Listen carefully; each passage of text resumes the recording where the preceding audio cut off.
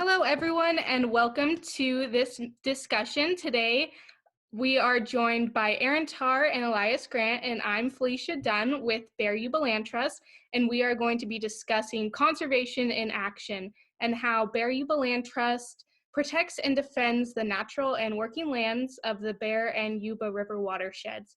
Elias and Erin, do you want to start by giving a little introduction to yourselves?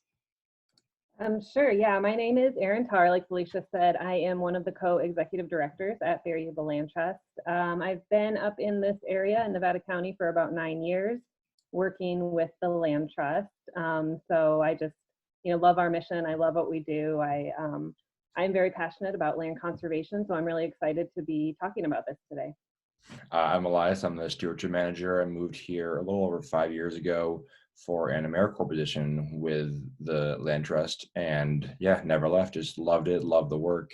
It's an amazing group of people, and the lands that we are able to steward are second to none. And so, yeah, really enjoying it and looking forward to more to come in the future.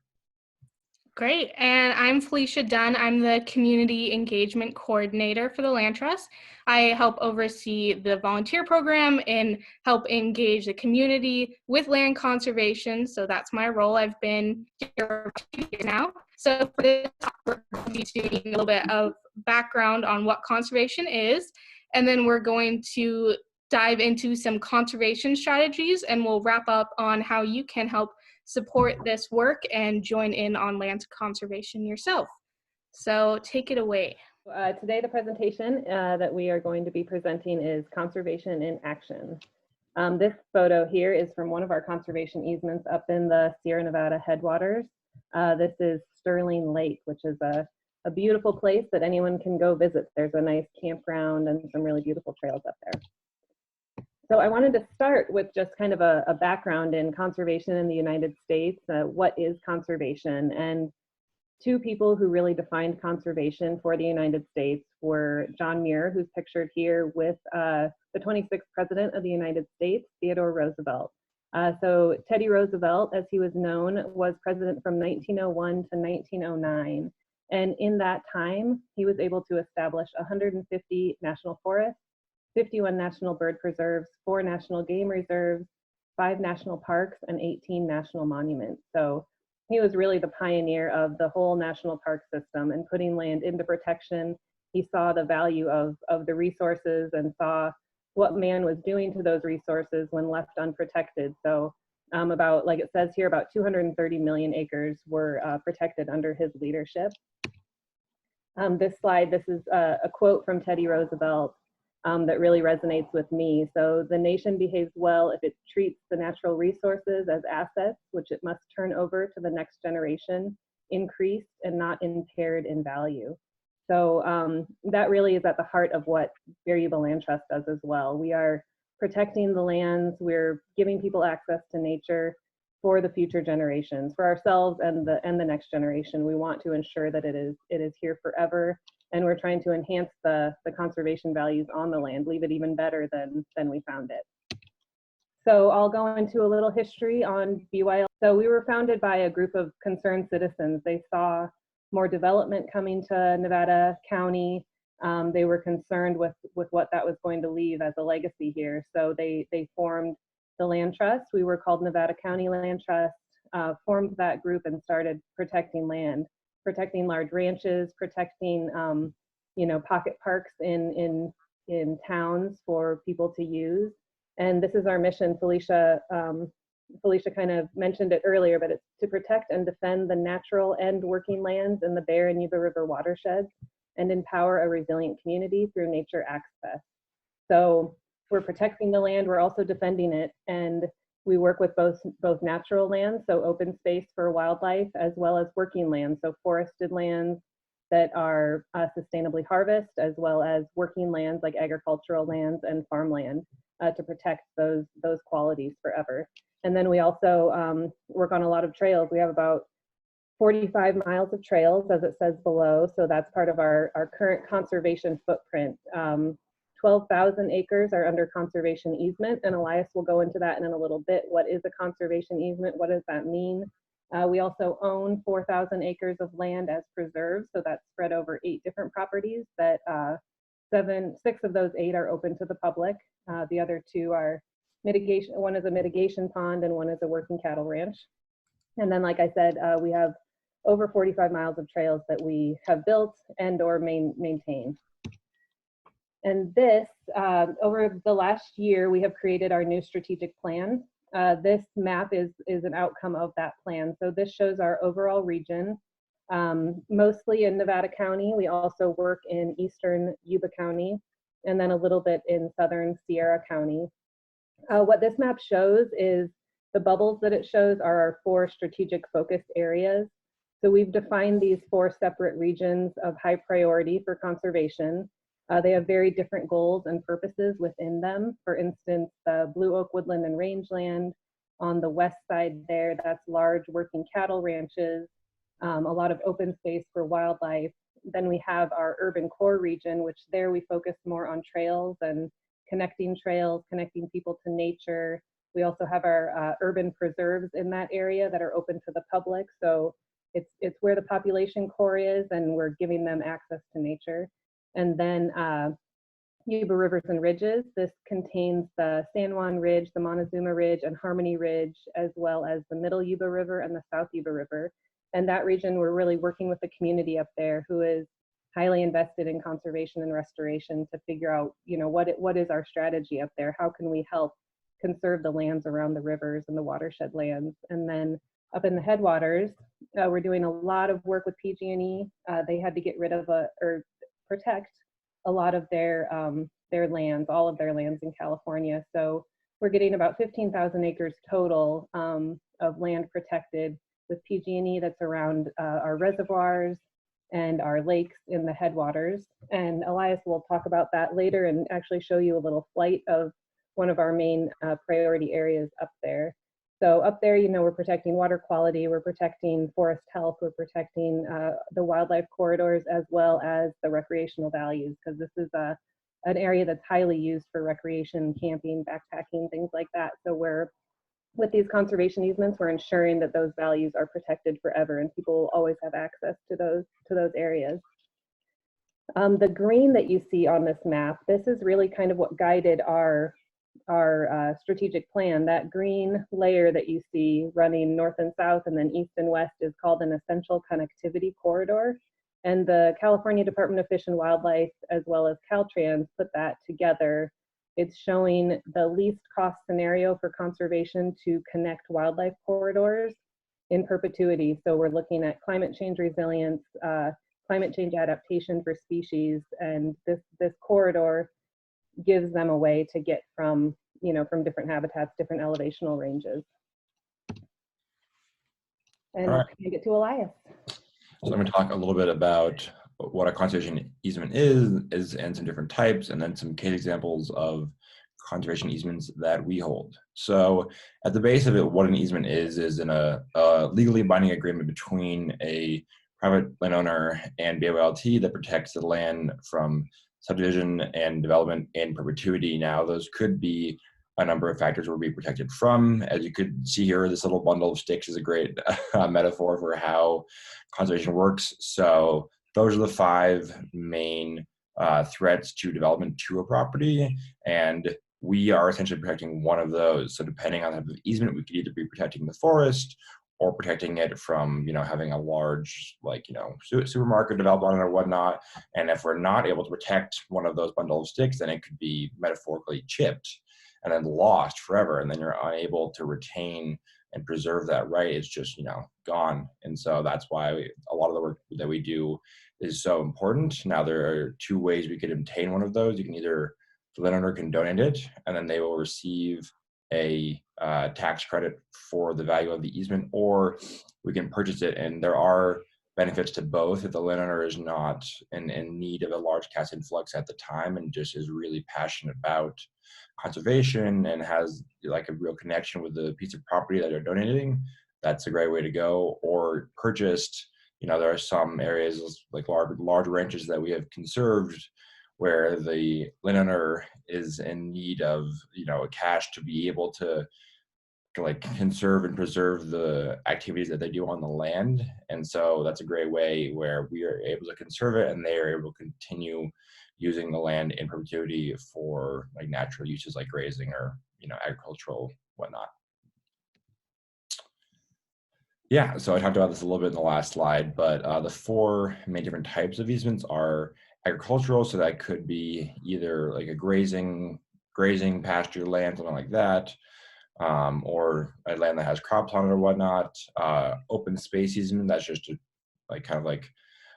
a lot of ours are, this is kind of like a more general broadscape, just protection over everything. Easement, there's not like a specific use we're looking at, like timber or agriculture. Working forestry easements allows the landowner to still do some forestry work that could be plantings, harvesting. Of course, there are guidelines set to make sure that the forest is not being harvested in a way that's detrimental to the overall health of the ecosystem, but still enables us to work with them to ensure that a healthy cohort is being maintained on the property.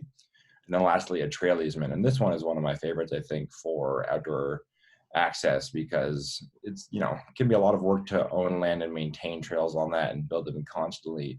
But there are already connectivity trails throughout communities. And so trail easements are a great way to kind of like build linkages through communities and allow people, no matter if you're, in the suburbs or out in the woods somewhere, to have access to the outdoors, just get some peace and serenity. So yeah, that's why, at least for me, I think those are really important. And then, why we love easements. We want to protect what makes our area so special. So, in our region, it's like access to outdoor recreation areas is a super big thing. Like a lot of my friends are big outdoor enthusiasts. And so making sure that there are areas where you can go hike or bike or swim and just really appreciate the natural beauty of this area and wanting to not disturb that in the future.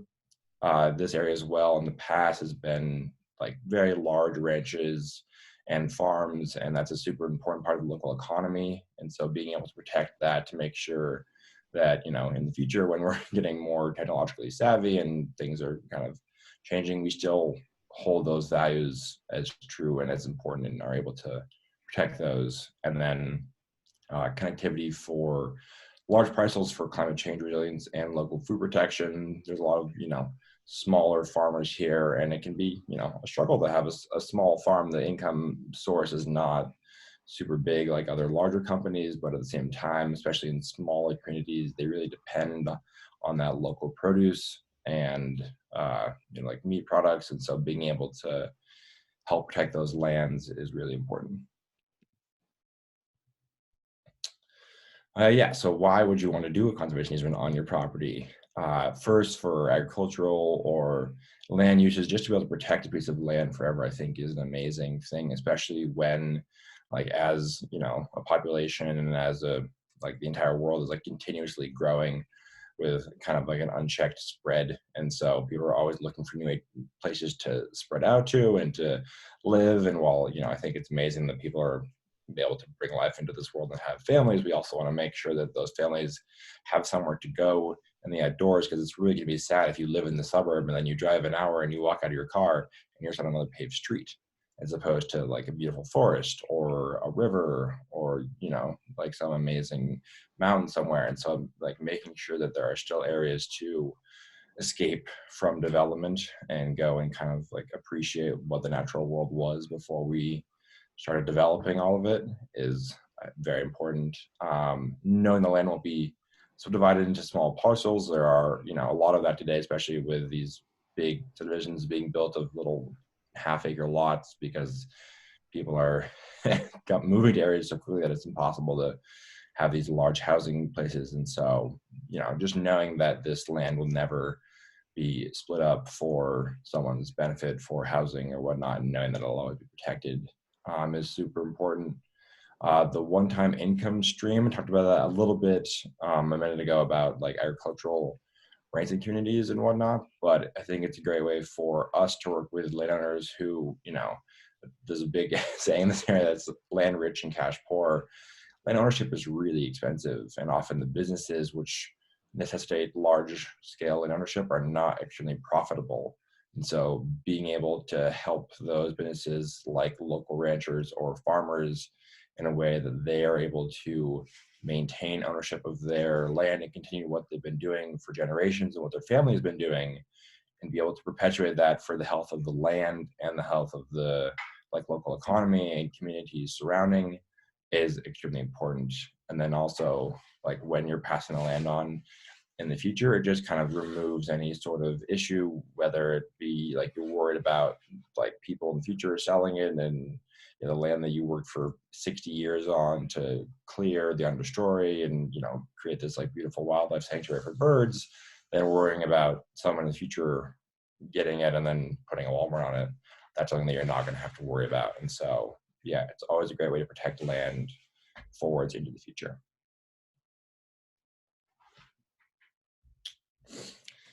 So this is one of our more northern easements. It's called the Hart Pitcher Plant Fen, and it's the most, I believe, northern existence of this plant in California. It's a super rare species. The most southern. Southern, sorry, southern. I wanted to say southern. I don't know why I said northern. It's the most southern point of this species is extremely rare, and the ability to protect this fen has just been amazing. We're like monitoring it every year. We work with scientists at local like study centers to do research out there, kind of like study the health of the fen, and it's continuing to grow, which is a really encouraging sign, as in the past it has been canceled by trial and have other issues. And so seeing that the species in the air are still doing well is amazing, and we're going to show a short video of it now.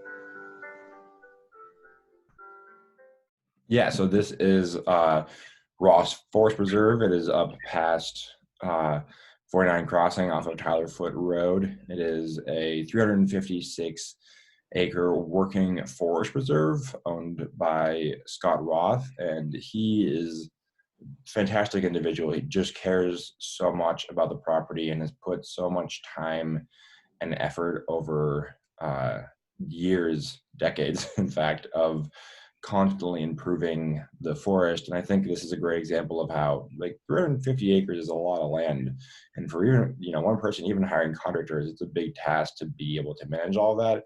But the great thing about conservation is it's a lifelong practice. It's not something that you're just going to conserve everything in a year. I mean, you could, and that'd be amazing, but I think this is such an amazing story about just how passionate somebody can be about a particular area, and just being able to see the small changes over time as a result of either it be like small thinnings or like a select tree removal or whatnot. It's just a really great way to see the land, and it's also a really interesting opportunity for us to use one of our new monitoring methods, which is via a drone. And the owner himself is not able to walk, but by using a aerial image and some goggles, we're able to allow the landowner to view his property from an aerial perspective and kind of look at the crowns of some white firs in the area and look at the health of the overall preserve. And so being able to just have the landowner experience that from a new perspective and see his land in a way that he has never seen it before is something that makes my job very gratifying, and we look forward to doing in the future.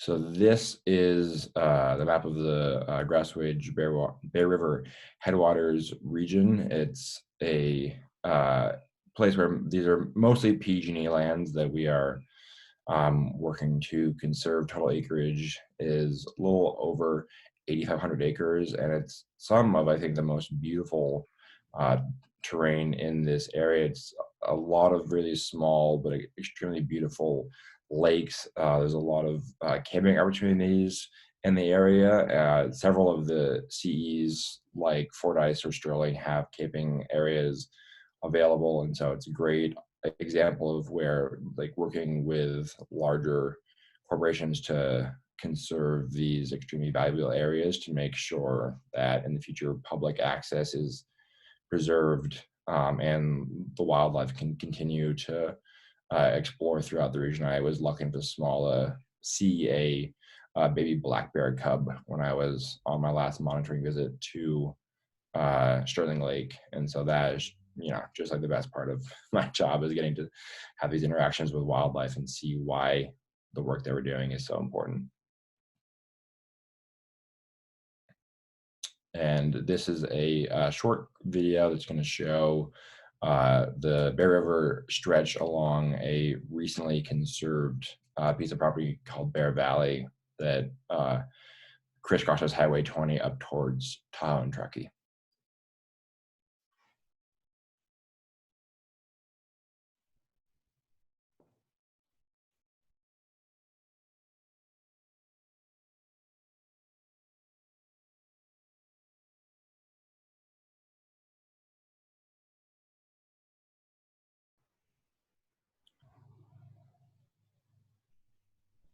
That green line, or that line that you can see as we are flying through the canyon here, is the outline of the Bear River, and the black lines that we cross are the partial boundaries for the property that we have conserved in a CE.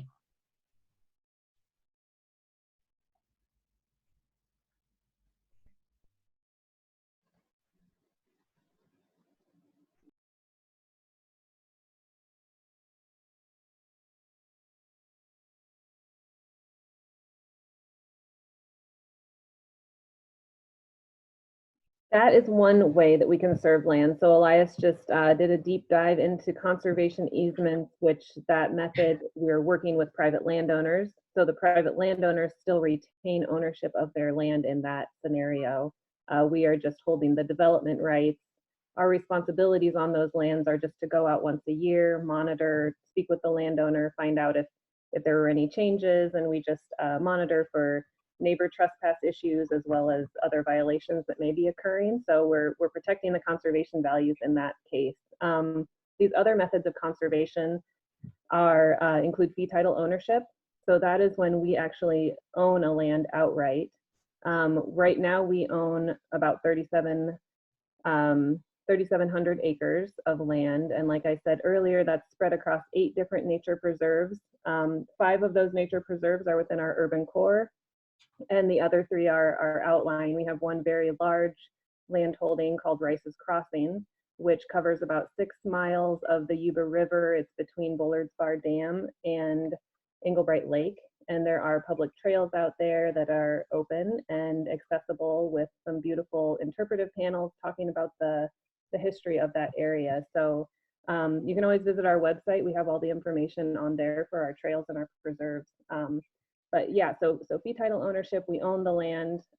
We prefer to work with conservation easements because that is a method where the landowners retaining that ownership, they're able to manage the land. Land management, land ownership is expensive. So we do that in certain scenarios when that's the method that's needed to preserve these valuable assets, we will own land. There's also bequests, so people can donate land to us either while they're living or in their will. When they pass, we can inherit the land. They can even put in their intentions for the land, and we can continue to manage that land in that way. One example of a bequest was Burton Homestead. So we received Burton Homestead in a bequest, in about the year, it was right around 2000 when we got that property. And the landowner had very specific intents for that property. She wanted youth environmental education to continue. She wanted there to be a trail for people to walk dogs, and she wanted there to be Native American history and culture there. So over the last 20 years, we've been working really hard to uphold those intents. And just last year, we were actually able to transfer that property to another nonprofit who operates youth environmental education on site and works closely with the Native Americans. We also had recently put in a public trail. So we retained a trail easement and a conservation easement, got to transfer the fee title ownership to this other nonprofit who now operates the property. And it was a great success story. So that's an example of, we protect land, and then we also are looking to transfer it to other people who are able to protect it long term, and then that frees us up to go protect more land. And then also mitigation, that's something that we've recently started working in. We have one pond that was a mitigation for a development that we own. So it's not open to the public. We are just responsible for keeping the resources intact and improving the habitats there. So that's down by Lake of the Pines, which is a pretty highly developed area. And this is kind of this little island within all this development of habitat that we're managing. We also have this Oak Woodland Conservation Fund. So people locally in Nevada County, if they're impacting oak trees through a development, they can choose to pay into an in lieu fee program where we set aside these funds in perpetuity, and then are able to, well, not in perpetuity, we set them aside with the express purpose of protecting similar habitat. So the board can approve us releasing those funds to use on other oak woodland conservation projects. There's also mitigation of endangered species that we're looking at some projects right now with endangered species on site and how we can work within mitigation to protect those. So there are these multiple methods of conservation, the goal being to protect those lands forever. This is actually our first preserve ever, Mathis Pond Preserve. It's located just outside Alta Sierra, which is a big subdivision development here. And it's only 1.5 acres, but it's pretty amazing, the diversity there. And there's some species of special concern. The western pond turtle lives there. This is the place where kids learn to fish for the first time. It's just a great little pocket park that people are able to access. And over the past couple of years, we had some new residents move in. So we've had 2 beavers move in, and we had a school group working down there at the time who named the beavers. So one was Bev the beaver, and then a second one came along, and that became Justin Beaver. So the neighbor got a cool video here. We don't know if it's Bev or Justin, but I'm just going to play this quickly.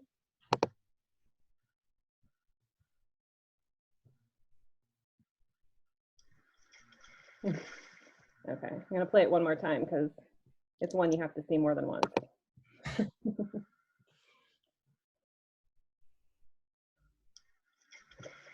Okay, so the real story here is how we have learned to coexist with these beavers. So historically, beavers, after humans, they're the mammal that's able to alter the land.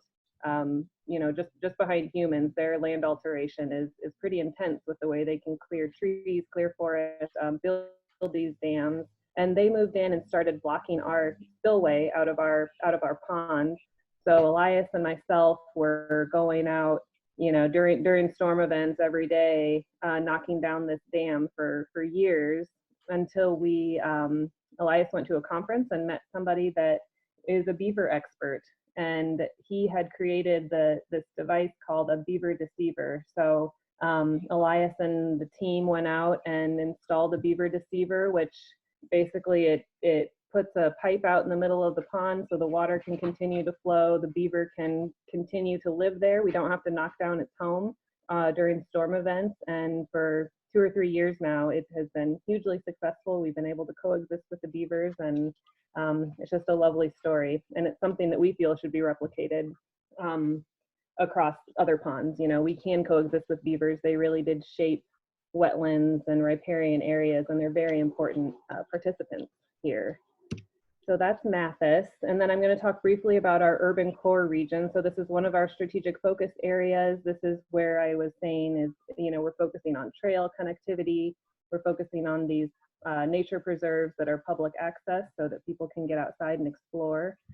The map on the left, it might be kind of hard to see. All the red lines are trails that we have easements on or that we're responsible for. And our task now is to figure out how to connect those trails to each other and how to really have a trail town that people can be outside of their cars and get to work and get to school and be safe, have safe routes to do these things. And so that's something that we're working on. But we do have a lot of trails, like I said, on our website. You can always go there and see our trails portal to get outside and start exploring. The picture here on the right is our Black Swan Trail, which is a preserve that we just transferred to the state of California, Department of Fish and Wildlife. But this was an AmeriCorps team that was out and they helped build the trail.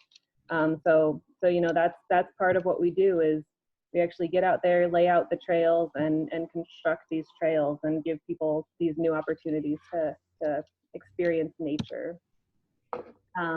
Here's a couple more pictures. This is actually Black Swan as well. So again, getting kids out, getting them connected with nature at a young age is so important. That's what is really creating these future conservationists. So on the right here, we had bullfrog removals, invasive bullfrogs. We used to have kids out there catching tadpoles. We would actually donate the tadpoles to the Wildlife Rehabilitation Center for hawks and owls. So it was kind of a great way to restore that ecosystem. And then, of course, more fishing there in the ponds. And then I'm going to talk briefly about another one of our fee title preserves. So this is Garden Bar Preserve. It's our working cattle ranch down on the Bear River, 652 acres, and we have owned it since 2013. So the state, the Wildlife Conservation Board actually helped us purchase this property. And now we have Nevada County Free Range Beef has been out there for 5 years grazing the land, creating local food, completely contained market here in our local community. So we're really lucky to be working with such a great grazing organization there, providing local food. But recently we got funding from Wildlife Conservation Board to do a project up on the there. You can see Little Wolf Creek, that little blue line going through the north. We got funding to restore wetlands there, and that included some Beaver Dam analogs. So again, beavers are coming into play. In this case, there's no beavers on site, but we are mimicking the beaver dams that they would be creating in the system to help spread the water out. We're rewatering back channels. We're getting more infiltration into the ground, increasing carbon storage, increasing the riparian diversity. So it has been a really fun project to watch come together. And next, I'm going to play a short video of the crew installing some of these Beaver Dam analogs.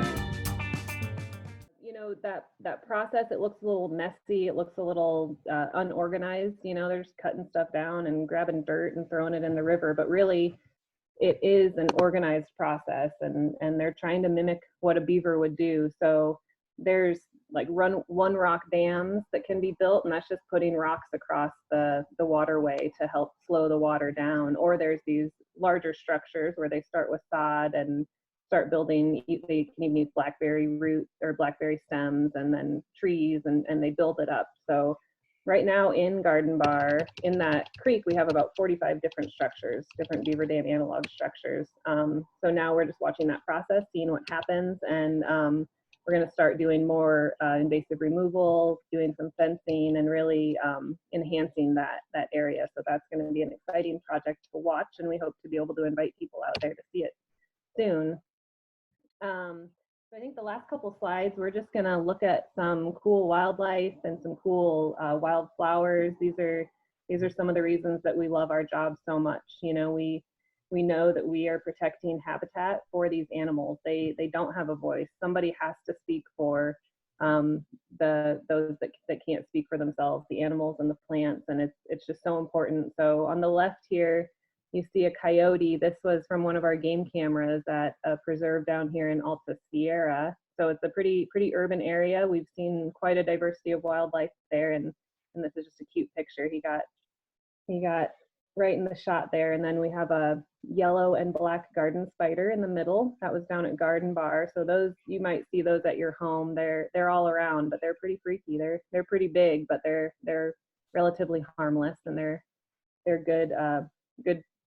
good spiders to have around. And then we have the Sierra chorus frog down in the middle bottom. Those are found all over the place in all waterways. We happen to have protected a rock quarry. It's a large quarry up on Rice's Crossing Preserve.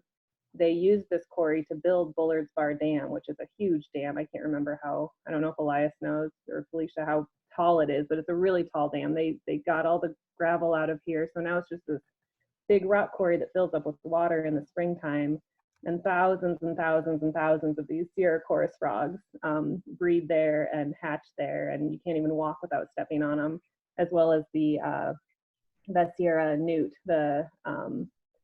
So it's a great habitat, and it's another example of how man can impact a landscape, but if you give it time to heal, their species will come back and they'll find a way to use it, and then it can actually become really valuable habitat.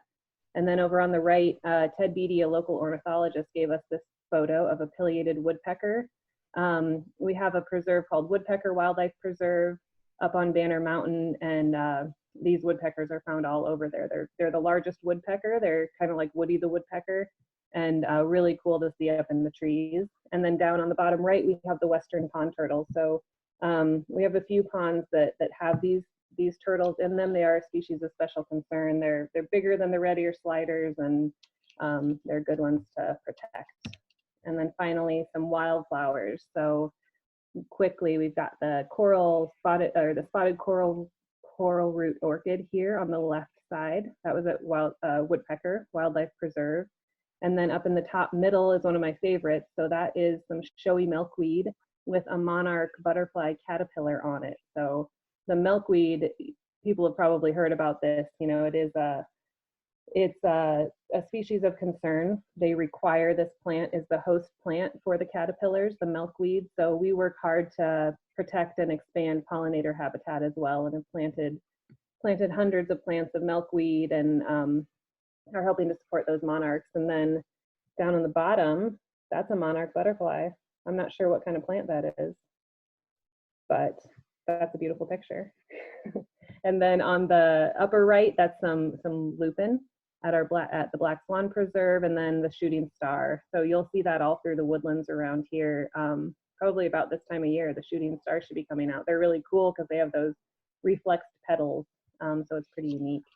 But you know, this is why we all do what we're doing here. We're really happy to be part of the community and helping to protect all these things that everybody loves.